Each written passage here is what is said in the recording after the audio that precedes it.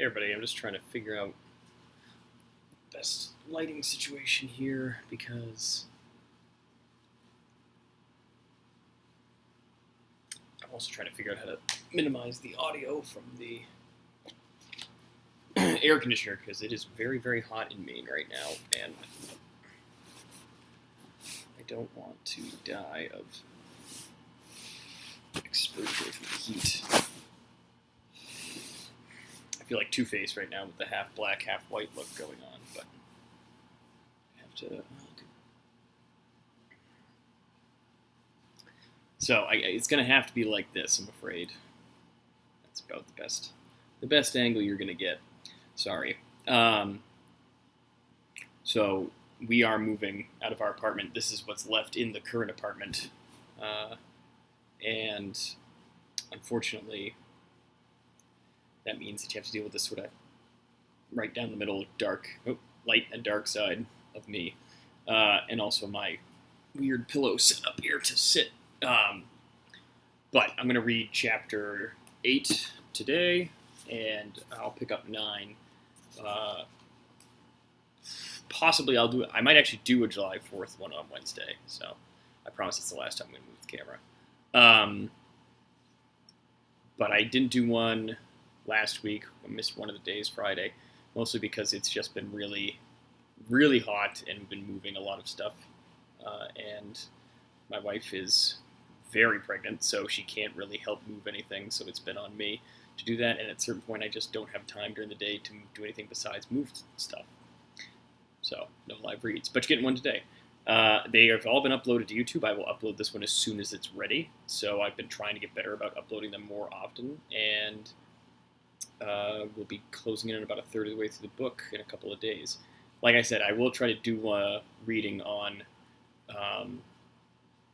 Wednesday the 4th, but since I'm in the States, that's going to be a big holiday, and I may not be able to. If I don't, I'll definitely find either tomorrow or Thursday an opportunity to do one, and tomorrow we should be back at my in-laws where I have an actual sort of studio space set up that's better for recording, so hopefully the audio is not too bad with the AC going, but I'm not turning the AC off because you don't want to watch me sweat for 45 minutes. So, Chapter 8. In the previous chapter, we get a little bit of insight into Saltillion, Deavron, and the rest of the council that work for Wolfbane, who is the primary villain at this point in the story. What we learn about Saltillion is that while he's not as powerful as Deavron, who's the other wizard that is working with Wolfbane, Saltillion is fairly powerful, and he's very interested in what exactly Deavron is up to in some sort of secret effort going on at a place called Twisted Spire. Raymir knows about that too. She told Edge and Roman about that, and so they now know that Twisted Spire is a place that Deavron has some level of communication with for reasons that are not clear.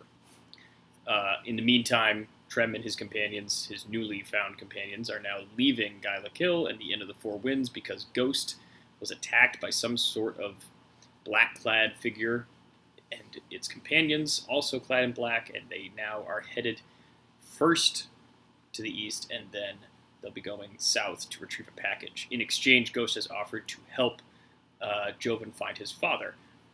They are currently joined by Diaga, who is a very young but fairly skilled wizard himself, his firecat Neep, who's sort of his bodyguard, and then Logan and Grimtooth, Logan being a knight from the Angladaic Kingdom, a very famous, pious warrior kingdom, and Grimtooth being his blood brother, presumably adopted because Grimtooth is an orc. And then you've got Joven and Trem, both half-elves. So we're going to pick up with them on their trip and sort of get a little more insight into who these people are and their backgrounds. 7 fugitives from Gailakill rode until dawn and then collapsed to rest in a small grove by the roadside. They rose again after only a few hours to race onward to the east. "We cannot give those foul things time to find us," remarked Ghost briefly. "The faster we move, the better." The town of Gailakill had faded in the distance shortly after the party had crested the first rise. The Dust Plains are, truthfully, more hills and mounds than actual plains. The region is large, covered in low brush, rounded and jagged rocks of various sizes, and ample amounts of dirt and grime that give the territory its name. In the dry season, especially the fall and late summer, the dirt and sand rises with the winds and obscures the vision of most travelers for some distance. As the party left Guylick Hill, they kicked up a great cloud of dust behind them, but saw few others in the road eastward. Logan posited they had all fled west already, though Diaga suggested perhaps there was no one left to flee at all. As Trim scanned the horizon at each opportunity, he could have sworn that he saw, mingled among the dust clouds, more uniform swirls of smoke coming from the northeast. Trim made no mention of these to his companions, but he believed, as Diaga did, that they suggested a much darker reason for the absence of other people on the road. Their own travels were already unpleasant enough. Over the course of the journey, lasting a harrowing 3 days, Ghost's thin mask of charm and concern faded, and perhaps it had never truly been there at all. Within a few hours of leaving, he was barking orders at the others and demanding greater pace and berating those, like Diaga and Joven, who were simply not in any condition to keep up. It would have made sense for Logan, given his pedigree and knightly bearing, to stand up to Ghost at the time, but he did not. Logan instead kept a quiet eye on the 2 weary riders along with Grimtooth, pointedly ignoring Ghost's verbal abuse without openly challenging his authority. Indeed, it was Trem who became the oddly calming and reasoned voice among the party. He seemed utterly unimpressed by Ghost's efforts to order them about like his personal army, and offered words of encouragement to Diaga and Jovanaleth when they began to tire. This caused the others, even Logan and Grimtooth, who were veteran campaigners, to warm up to the seemingly younger Trim quite swiftly. This fact got deep beneath Ghost's skin, though he tried not to let it show too often how infuriating he found the undermining of his authority. Diaga had also become quite fond of Trem in a short time, and it seemed his trust of the half-elf meant Neep accepted him as well. When Diaga was struggling to guide his horse on the second day, dazed and half asleep after barely 2 hours of rest, Trem took the reins and led him onward. Neep reacted sharply, appearing between Trem's mount and that of her beloved master, but she kept her weapons sheathed and simply padded along between them, sparing perhaps a few extra cautionary glances for Trem while she did. Logan and Grimtooth took it upon themselves to follow Trem's lead and watched over Joven, so as to give Trem more time to help the young wizard. The unity of purpose among those 6 meant that Ghost was soon set apart from the group, and Grimtooth in particular became especially disdainful of the Northerner's vicious and confrontational leadership style. Ghost could sense he was losing the respect and support of those who had only a short time ago saved his life, but he also seemed unwilling or unable to change his approach, and the divide between them grew larger. They continued at a breakneck pace for 3 days, with only occasional stops to rest and water their mounts. Eventually the travel began to wear on everyone, even Ghost and the other more experienced campaigners. Diaga and Jovanaleth were virtually falling out of their saddles in exhaustion, but Ghost would not slow the company. Finally, as night fell on the 3rd day, Trem approached him. "We have to rest for a while. The others will not make it much farther, and we need to double-check the supplies. That innkeeper was too frightened to really count how much she gave us." Ghost eyed the half-elf. "I don't like your tone, boy, but you may be right. Those tenderfoots will not make another 100 yards without some rest. As to the supplies, we will need to stop at the next town with the blacksmith anyway. I need a new sword." He turned sharply and called a halt. Grimtooth practically carried Joven from his saddle to a bedroll and laid him down. Neep helped Diaga to his own place and then curled up beside him, orange tail flicking back and forth protectively. The others tied the horses and Logan went to look for wood while Trem and Grimtooth went through their supplies. Grimtooth scowled at the meager rations. Hardly enough to feed a weak elf, much less 7 grown men. He paused and added, with a grin, "Well, 6 grown men and 1 fat cat." Trem smiled ruefully. "1 loaf of hard bread and 10 strips of dried meat is not my idea of a feast either. We'll just have to make the best of it." Grimtooth gestured to Trem's bow. "Could you maybe catch us some nice bunnies with your spear thrower?" Trem shook his head. "Too dark for hunting tonight." "Dinna ye have the elven night sight?" "Not as strong as a full-blood elf." Grimtooth shrugged. "Excuse me, lad. I know little of your kind. No insult meant, you understand." "No harm done," Trem answered. Then, feeling a bit braver, he said, "Do you mind if I ask a question, Grimtooth?" The orc flopped himself down and tossed his cross straps to the earth. "Nay, Trem, I didn't mind." "Where did you get your accent from?" Grimtooth looked at him a moment, then burst out in a bellowing laugh. Ghost looked sharply in their direction, but Trem waved his concern away, and then Apollyon scowled and stormed off away from the fire. The orc regained his composure and grinned toothily at Trem. "It'd be noticeable. I thought I'd been getting a wee bit better. It's just the way orcs talk, you know. Not so many strange T's in our tongue." "What do you mean, strange T's?" "Well," Grimtooth rubbed his chin as he tried to explain it. "In Orcish we dinna end words with T's, hardly ever. So I forget." He emphasized the sound at the end of the word with a look of concentration, "sometimes. But shorter words is easier to say clearer. Like butt, cat, that sort of thing. The damned ahs, though, I can never say 'em unless they be near an odd sound, like ard." He grinned. "And I can even say the H's that be the starting words. So it makes the common tongue a bit harder to pronounce then. Aye." They sat in silence a while as Grimtooth sliced the bread and Trem carefully divided the rations. Javaneleth came shambling over and sat with them, unbuckling his sword and leaning back on the hard ground with a groan. Grimtooth nodded at him, and Javaneleth took the opportunity to converse.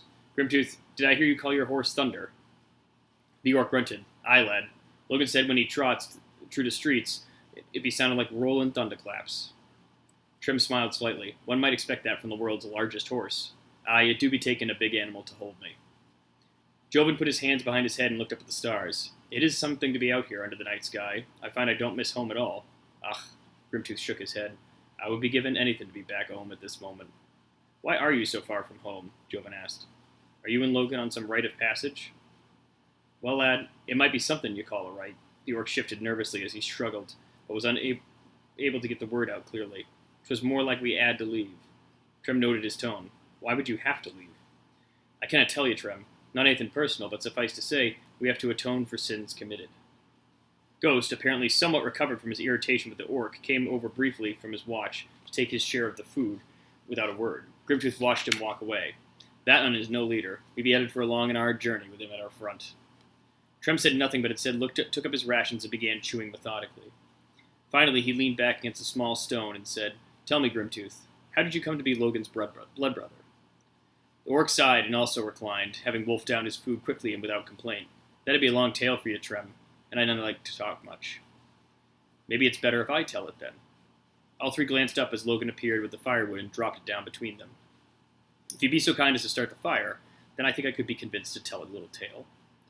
The two went at the wood with flint and tinder. Soon a comfortable flame was going, and Logan had a small carved pipe lit.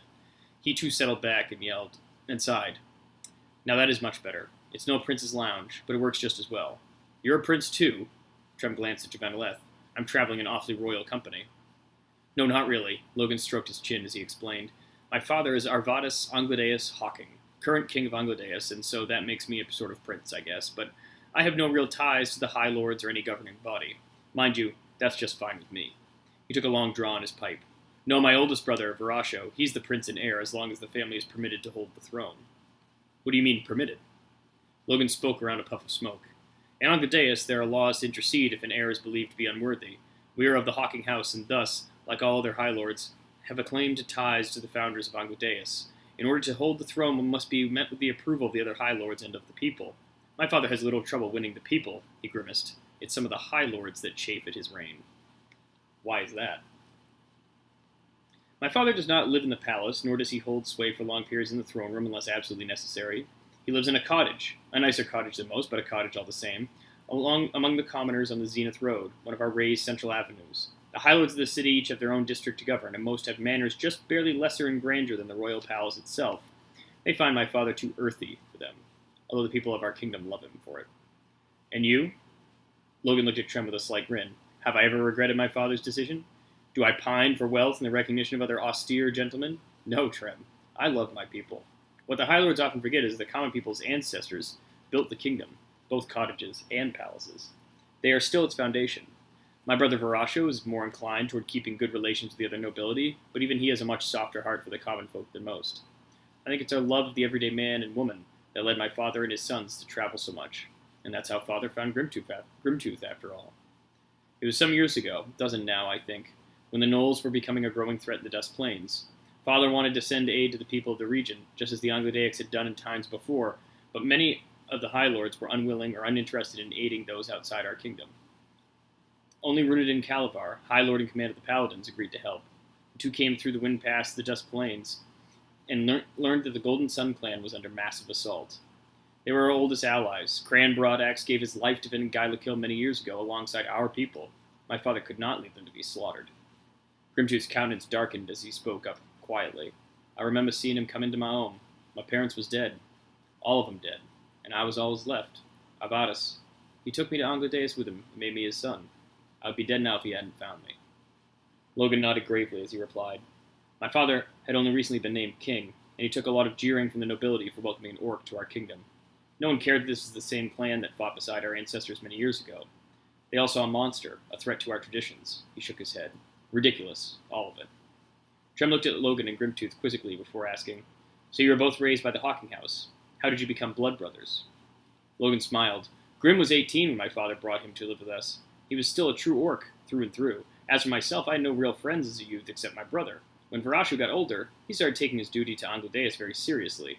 We didn't spend much time together then, but Grim came along, and soon we were a common sight around Alderlast.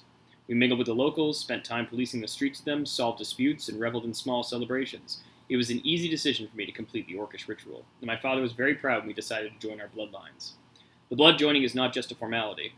The process uses rites that bind the two brothers' lives. If one of us dies, so too will the other. Technically, ours remains unconsecrated. We need a powerful orc shaman to complete the process. We thought we would find one when we came southward. He paused. Of course, it has been more than 2 years now since we left. Trem pressed the opening. Is there a reason you've not been able to return? In truth, we've not made any great effort to go home. Logan shrugged slightly at the thought, though his eyes showed a hint of sadness. This journey is supposed to be my final test of worthiness, that I may receive the mantle of Paladinus and obtain the grand title of Paladin, yet it is not honestly a responsibility I seek. I enjoy being a simple knight, a friend to the people. His face darkened and his tone grew grim as he added, though if our young illusionist is to be believed, then there is foul magic afoot in the north. Anglodeans distrust the magical arts. We rely primarily on the power of faith in our god to grant us holy might. If what Diaga says is true, this fortress is an affront to our very beliefs. Logan seemed to drift off for a moment before adding softly, yet another roadblock on our eventual return. No one spoke for some time, and then Grimtooth silently rose and went to his bed, followed shortly by Logan. Joven and Trem sat at the fire for a long time, silent. Trem poked at the flames with a stick and said with a sly hint of a grin, You know, there's evidence enough Logan is truly Anglodean royalty, but you've not shown me anything to prove you're a real prince. Jovanalath smiled at the mischievous glint in Trem's eyes. He reached behind him into his knapsack and drew forth a heavy round metal pin, tossing it to his companion. That's the sigil of the Order of the Blade. You'll find others know the symbol well. Trem turned it over and gave a sharp intake of breath, for he recognized the scene depicted on the pin. A blade, wreathed in flame, was being dipped into a pool of water. He thought back to the Inn of the Four Winds, his foolish actions there. His face now serious, Jovanalath leaned forward and asked the question that had kept him from seeking much-needed rest that night. Where did you get the sword, Trem? Trem had not been prepared for this moment, and he shifted uncomfortably before answering, I told you I served in the War of the Lion, along with your father. You know where the sword came from. I know of one sword that could be covered in fire, the sword that belonged to the traitorous Vakhtun el Vak. Joven's tone grew soft. It became my father's symbol for the Order of the Blade, the extinguishing of the fire on Vakhtun's sword, a last testament to the bloody end of that war. Vakhtun killed the commander of the Eagle Knights, Bull the Warrior, with that same weapon. Yes, Trem said, his eyes still on the pin in his hand. So the story goes. The story also says that Vakhtun himself died by the hand of an unknown soldier from Aves, a man whose name was never revealed and who left when the final battle was over. Jovanalath leaned in closer to Trem. But it can't have been you, Trem. You would have been just a boy. Trem rose, turning away from his companion, surprised at how upsetting the distrust in Jovanalath's words were to him. I found the body of that man, away from the battle. I took his sword and fled to Silverleaf Forest. He needed it no longer. Joven considered this silently and then said, How'd you know the arcane words to summon the fire? Trem's eyes came around sharply. Everyone in the fortress had seen Vakhtun set the blade alight. He used it to intimidate those he trained by calling the flames when he was sparring with them. We all knew the words. It was just a matter of having the sword. Trem tossed his stick in the fire and said, I'm done with this matter. We both need rest. Good night, Jovanalath. Trem tossed the pin to Joven, who had to snatch it quickly from the air before it was lost in the darkness. Jovanalath watched him walk past the fire, not waiting for a response, and settled down by his belongings. Joven wanted to follow him, to press him further with questions, but he did not. For now, Jovanalath determined he would have to wait until Trem was willing to tell him more. He was certain there was something wrong with his story, just as he had been certain the weapon he used in Get the Kill was the same one depicted on his family's sigil. Exhaustion clouded further thought, and he stretched his bedroll out by the fire. Lying back on the ground, the young man from Bladeholm closed his eyes and was soon asleep. Quick break.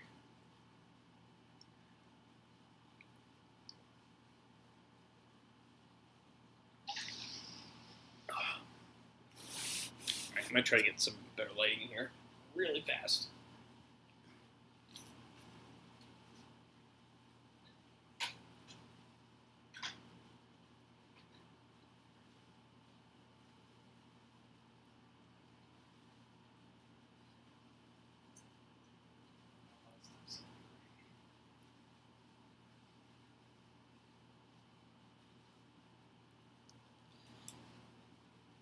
Well, none of the lights are working, so let's see if I can slightly illuminate my face. That's kind of spooky.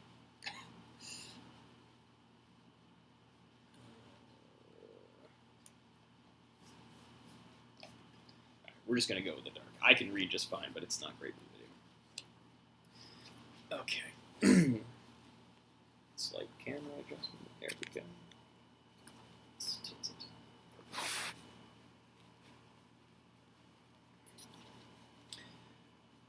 For Trem, the dream was a familiar one. He sat at the edge of the stream, watching the otters play in the shallows. Occasionally he would throw some fish from his abundant catch towards them, gradually coaxing them to his hand, where they would rest in their furry heads. Trem loved the otters as much as his parents. His father said they were just dogs trapped in water, waterhounds. That was his name, Trem Waterhound, son of Aemond and Gilda Waterhound. He was a simple herder's son, a decent hunter, a nobody.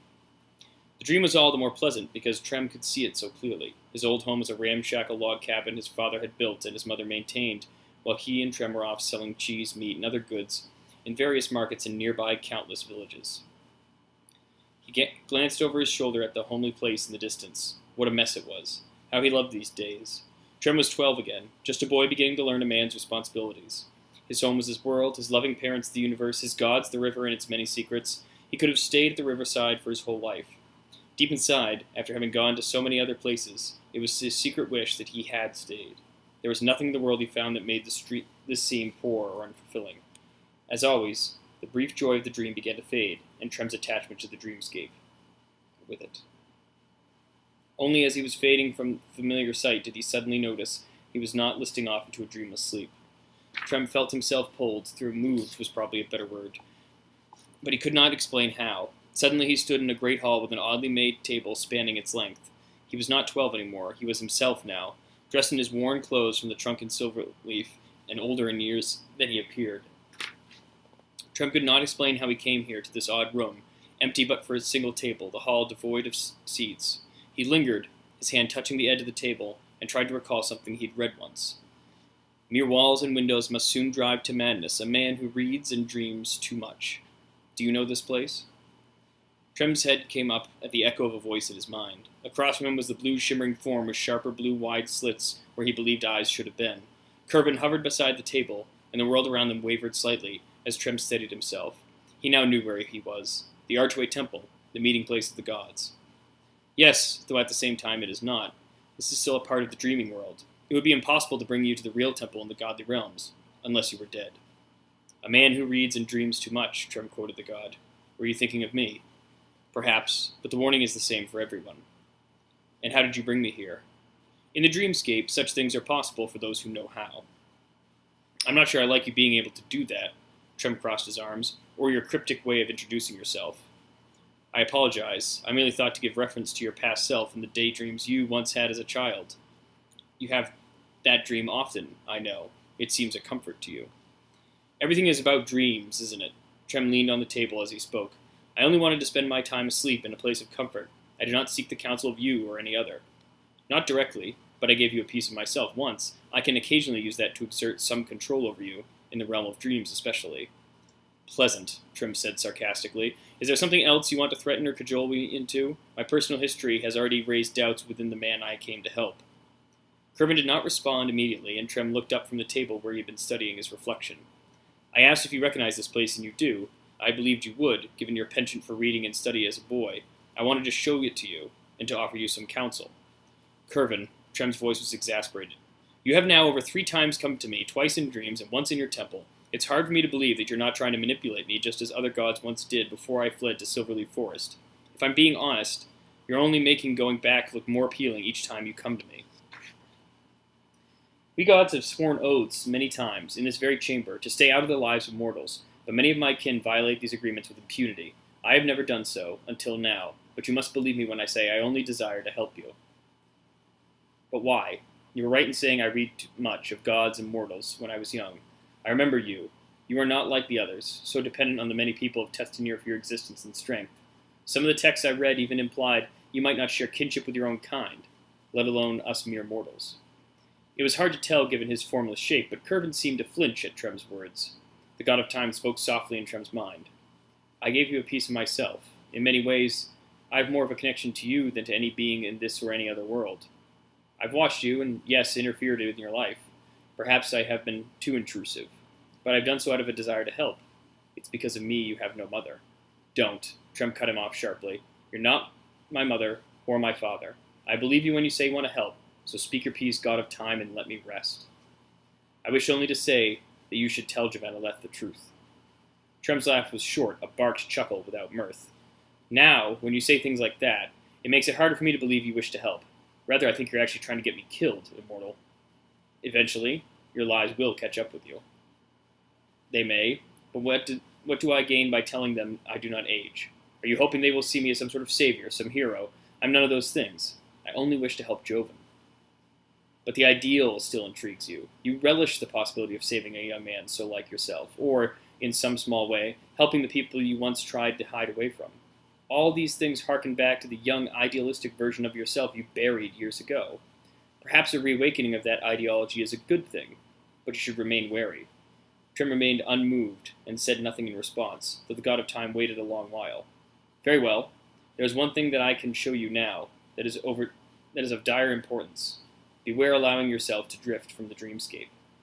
Beware? Trem was, despite himself, intrigued. What do you mean?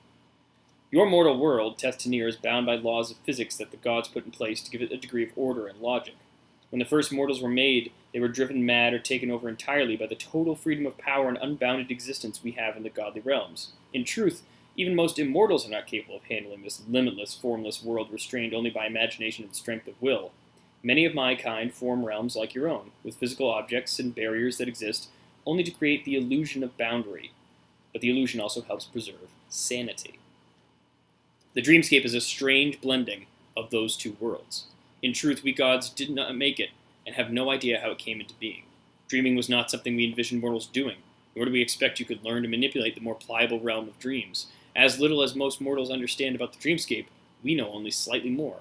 But as you have found, the creation of places for memory and sensation are entirely within your power, as is projecting yourself outward to find other dreamers and converse with them.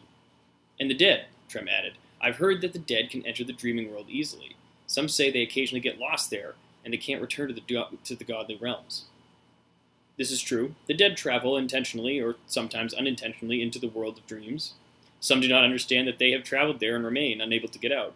But you focused on a small part of the danger of the dream world that affects only the deceased of your kind.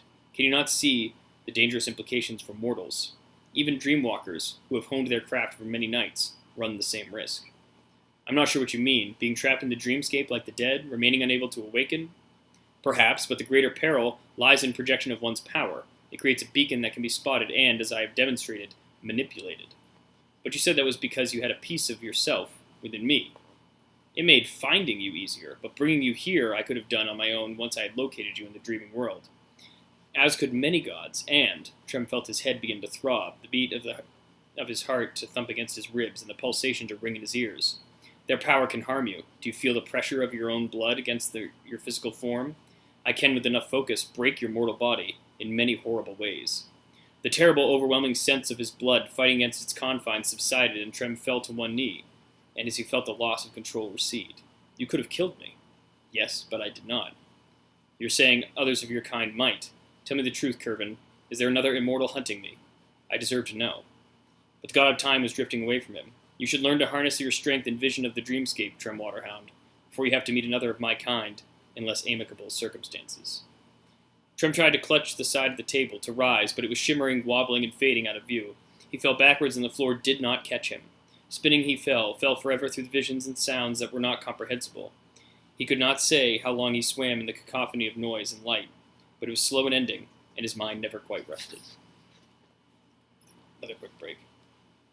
Getting way too dark. Alright, nearly done with this chapter, so I'm just going to soldier through despite the fact that the lighting is not great. So hopefully you're just listening and not watching me read. Although maybe people like that. I don't know.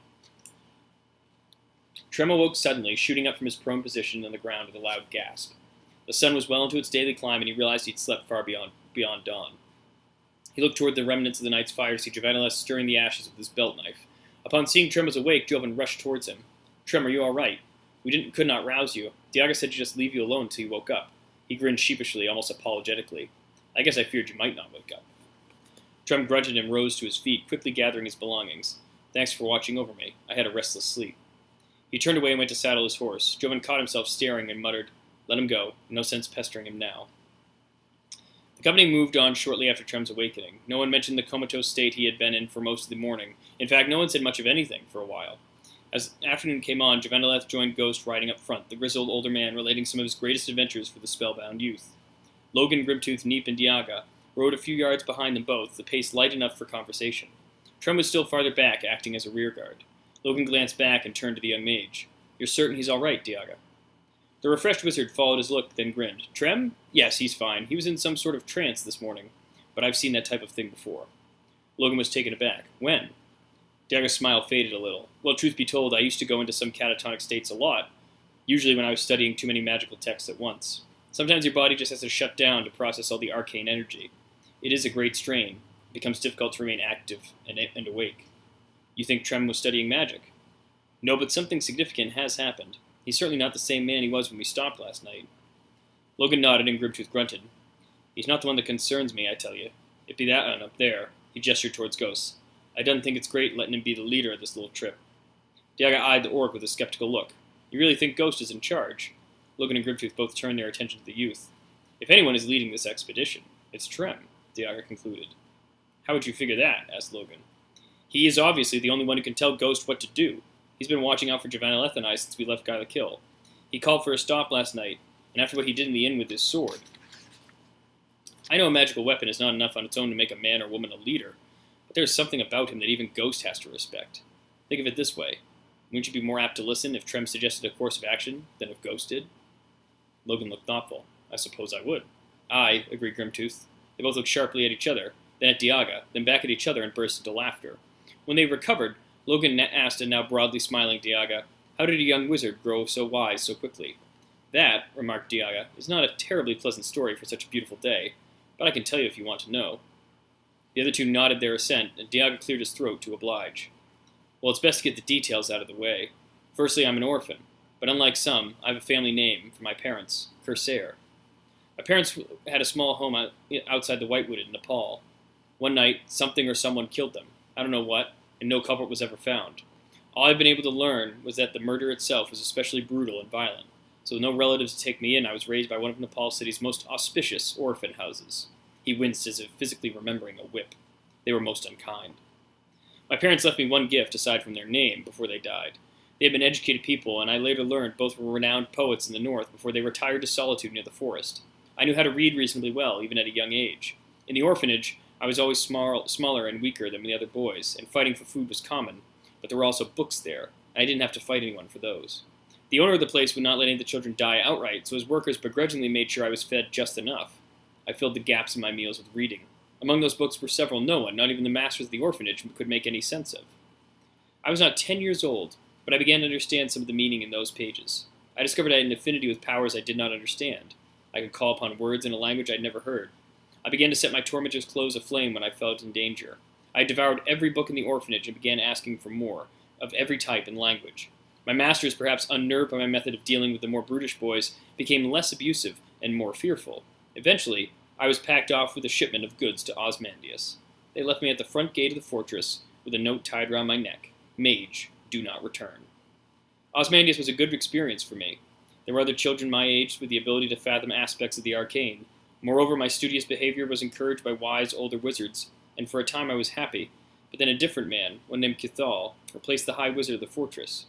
He had a very dark view of the world, and often spoke of a great conflict coming, wherein those of us who studied the arcane would need to arm ourselves against great enemies. Many times I heard him speak of the arcane wars, and even dared to utter the name that had become a curse in our time, that of the god sorcerer. Kithal saw how gifted I was. He attempted to convince me to turn my skills to the schools of ruination and degeneration, believing that I could grow strong enough to devastate entire armies by myself. I had no love for that magic, though I admit it has always come easier to me than the other schools. I wished I was more adept in regeneration or disruption or conjuring, but it simply was not the case. I do not think Kithal meant me any ill, but he grew frustrated with my resistance to my gift. We had something of a falling out a few years ago, and I left Ozymandias.